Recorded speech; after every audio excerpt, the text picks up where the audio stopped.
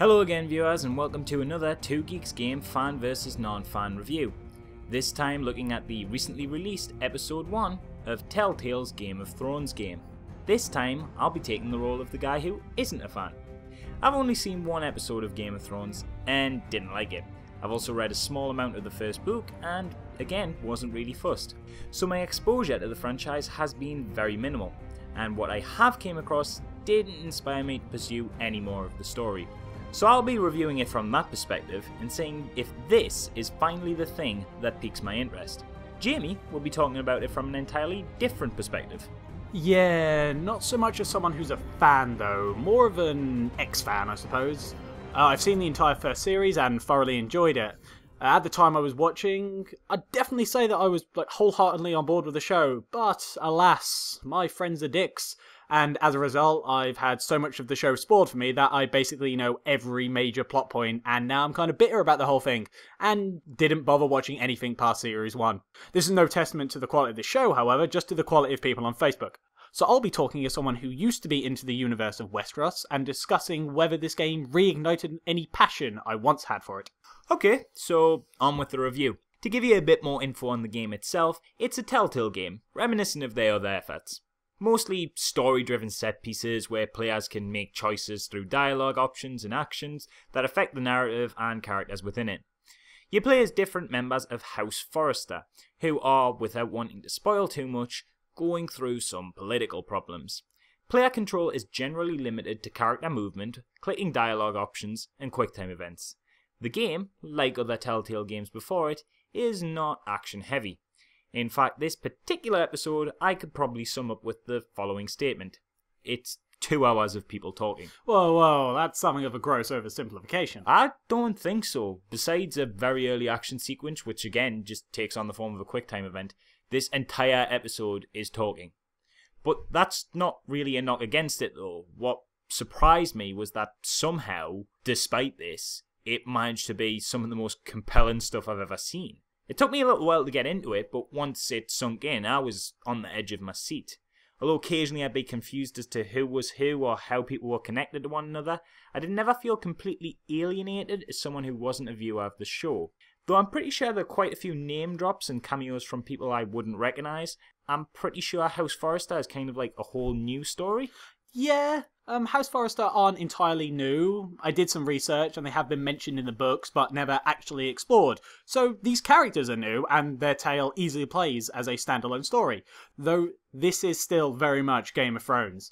Telltale have been particular with their portrayal of Westeros and this story fits in nicely with the narrative. I don't believe you need to have experienced anything of the universe to find enjoyment of this. It's a perfectly fine introduction to the mythos and so far a good game to boot. Okay, so what do you think of the choices in this game? Okay, without revealing what they are, I'll just say that they're really good. I've always admired Telltale's ability to force you to make tough decisions that aren't just choose who dies or any of those options we see in other games where there's a clear morally good choice and a clear morally bad choice. The ones like, do you want to build an orphanage for the sad little children living in the streets? Or resurrect Hitler? I mean, I exaggerate, but you get where I'm coming from. Telltale never goes down this route, and I'll regularly spend 5 minutes contemplating a decision before actually committing to one. It's really well thought out storytelling. Okay, but you got the same ending as me though when we spoke about it, and we both made different choices. So, do the choices really matter in that sense, or is it just an illusion of choice that's there? Well, they do and they don't. I don't think choices have to impact on the ending to really mean something if they're there for an experience. I'm happier with a choice that presents to me a genuine moral dilemma and puts me in the mind frame of having to make the decision and go to the same ending than a crap choice that ultimately just points me to either a good ending or a bad ending, like a lot of games have these days. Okay, so, closing thoughts. Has it rekindled your love for the series? Not yet. There was a point where the theme song plays that I got really nostalgic, but it's mostly just made me more interested in the characters I'm following. At the moment, I'm more concerned with what's happening with the Forresters than what's actually happening with the main show. It was nice to see a few familiar faces, but I'm not suddenly drawn back into the fandom. I am on board for the next few episodes, though. Interesting, because I'm actually kind of the opposite. As a reintroduction to Game of Thrones, I'm actually thinking that after having played this, I'm going to give it another chance. I really like the cutthroat politics of it all. I found the characters compelling, and I'm enjoying this slow build to what I'm guessing is going towards some pretty intense stuff. It's given me a newfound interest in Westeros as a place, and I think I'm going to give the book and show another try off the back of this. One thing I am disappointed in though, and I suppose it's not really the game's fault, it's more me for not keeping up with, pop culture in general, but I'm thinking this game might have spoiled some major plot points.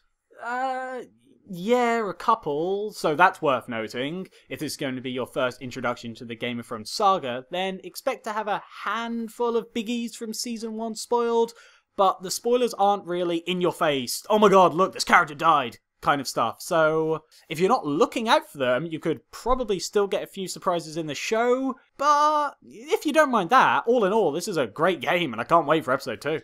Yeah, I'll agree with that. So there you have it.